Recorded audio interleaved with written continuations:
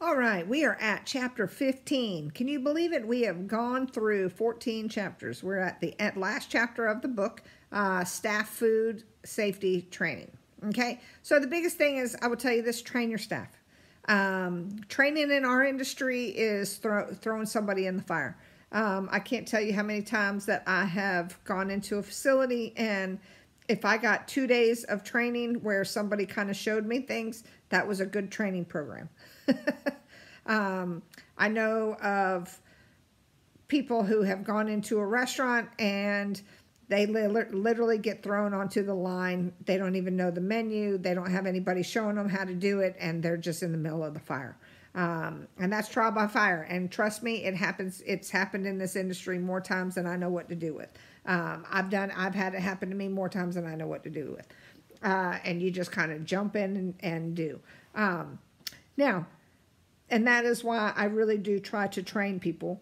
When I have new chefs come in, I try to train them, new cooks, whatever it is.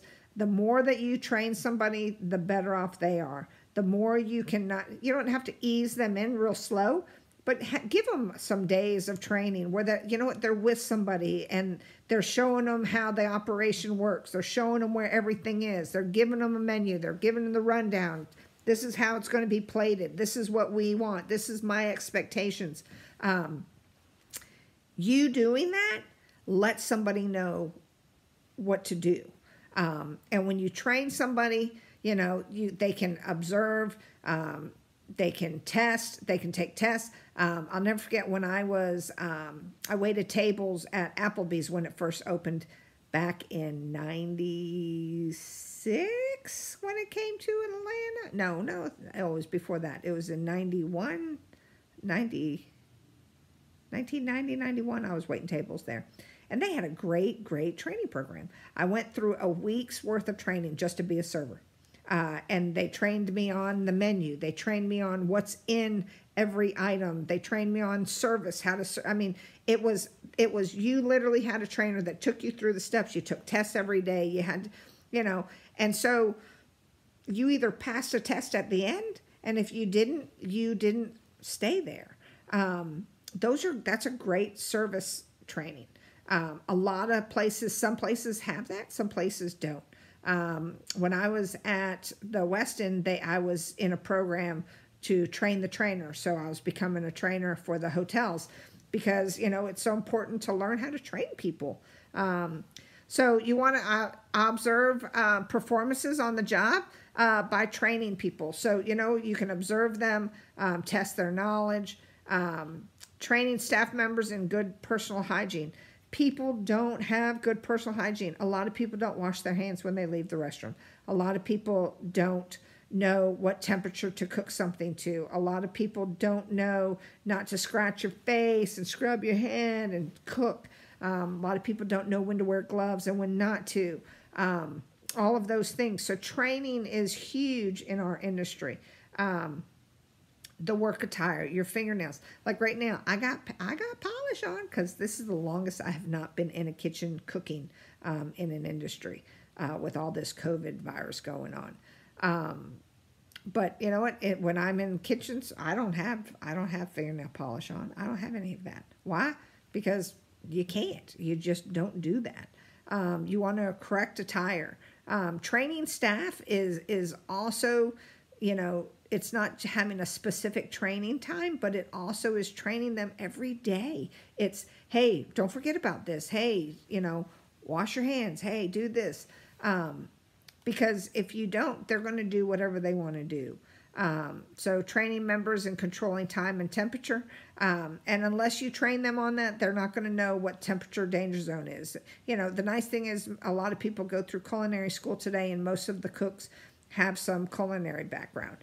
Some don't. So you have to train them. I've trained from a dishwasher to a line cook, and they were really, really good.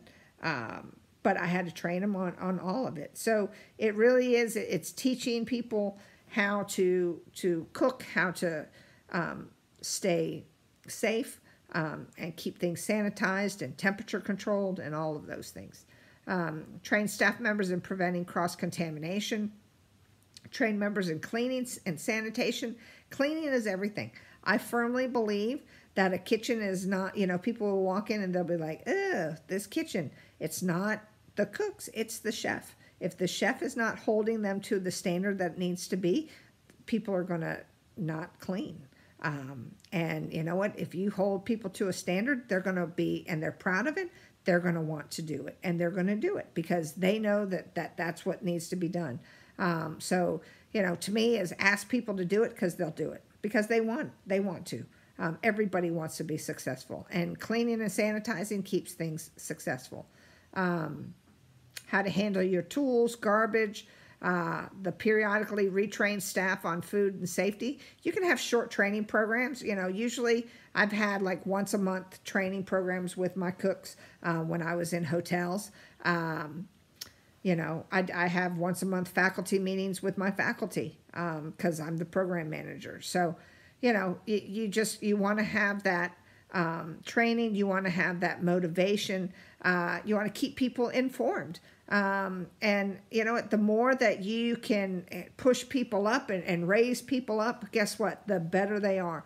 And I'm one of those that I believe that, I'm going to train you to do my job. Because if I can train you to do my job, it's going to be a benefit to you. And then, when I leave, I don't have to worry about it. But, I never train people. I'm never worried about is somebody going to take my job. But you got to train them. You got to train people. And the more that you train them, the better off they are. And they're happy when they are. So especially motivating, reinforcing, people are happy with that. Keep training records. One thing that I'll tell you is I always keep an agenda. I always keep a record. I always have a sign-in sheets. Because your food safety, they're going to want to see that. They're going to want to see, have you had that? There's different ways to train people. You can do the on-job training where, somebody's standing next to you and you're training them. And it's kind of the teaching individuals or groups. You can do a classroom training. You can do a online training. You can have them read a book. You can do the guided activity for classrooms. Games for classrooms, easy to play and fun. That keeps people involved. It keeps people, happy. And sometimes when you can do some role play activities. Because when you give scenarios, real life scenarios that people can understand and see, they're like, oh, okay, that's what that is. So that's always good. Any kind of demonstration here in culinary school, you're going to have a lecture, a demonstration, and then you're going to do it. So, we tell, we show, and then you practice. And practice makes perfect. I will tell you this, I'm one of those that unless you've done something 100 times, you don't know how to do it. And you just got to practice, practice, practice. So you just keep doing that. DVD videos, technology today is huge. You can do videos. Look at this, we're doing online videos. And it's a great teacher. So you have your technology based, but I'm still one of those that I like to have that hands-on. So that is chapter 15. We have finished the book. Can you believe it? We have finished the book. You are ready for your final exam. You got to study for it, though. Study, study, study. Do not think it's not. It's easy. It is not an easy final exam. I will tell you that right now. All right? We're done. But it's fun, right? You liking it? I know I am. I wish you guys were here with me. I miss your faces. I don't even know your faces, but I miss them. All right.